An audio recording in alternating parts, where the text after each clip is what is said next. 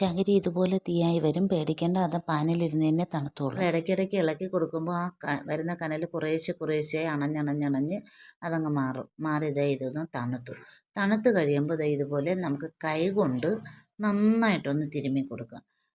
അല്ലാതെ ഇത് പൊടിച്ചെടുക്കേണ്ട ആവശ്യമില്ല. കൈ കൊണ്ട് മാത്രം ഒന്ന് നന്നായിട്ടൊന്ന് തിരുമ്മിയെടുത്താൽ മാത്രം മതി കേട്ടോ. അതിൽ നിന്ന് കുറച്ച് മാത്രം അരിച്ചെടുത്തിട്ട് നമുക്കതൊരു കുഞ്ഞു ബൗളിലേക്ക് ഇട്ടിട്ട് ഇതേപോലെ അല്പം മാത്രമേ ഞാൻ എടുത്തുള്ളൂ. അതിലേക്ക് നമുക്കതൊരു സ്വല്പം വെളിച്ചെണ്ണയും കൂടെ ചേർക്കാം. വെളിച്ചെണ്ണയും കൂടെ ചേർത്ത് നന്നായിട്ടൊന്ന് ഇളക്കിയെടുക്കണം കേട്ടോ. ഇളക്കിയെടുത്ത് കഴിഞ്ഞിട്ട് പിന്നെ ഞാൻ ചെയ്യാൻ പോകുന്നത് എന്താണെന്ന് വെച്ചാൽ നമ്മുടെ നാടൻ ഈർക്കിലെടുക്കുക. പച്ച ഈർക്കിലാണ് അത് ഞാൻ എടുത്ത് കുറച്ചിങ്ങനെ ഒടിച്ചെടുത്തിട്ട് അത് നന്നായിട്ട് ഒന്നുകൂടെ ഇളക്കിയിട്ട് അതെടുത്ത് നമുക്ക് തനി നാടൻ രീതിയിൽ പൊട്ടായി നമുക്ക് മക്കൾക്ക് വീട്ടിൽ പൊട്ടിടാനെടുക്കാം. പിന്നെ അതുമാത്രമല്ല, ഇത് സൂപ്പർ ഐലൈനറായിട്ട് ഉപയോഗിക്കാം കേട്ടോ. നമുക്ക് നാച്ചുറലായിട്ട് ഇത്രയും നല്ല രീതിയിൽ ഐലൈനർ ഉണ്ടാക്കാൻ പറ്റുമെന്ന് അറിയില്ലായിരുന്നല്ലോ.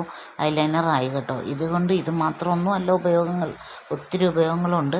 അതെല്ലാം ഞാൻ ഒരു വീഡിയോ അപ്ലോഡ് ചെയ്തിട്ടുണ്ട്. കാണാത്തവർ ഒന്ന് കണ്ടു നോക്കണേ. വെറുതെ കളയുന്ന ചകിരിയല്ലേ, നമുക്ക് ഇങ്ങനെയൊക്കെ ഉപയോഗിക്കാം.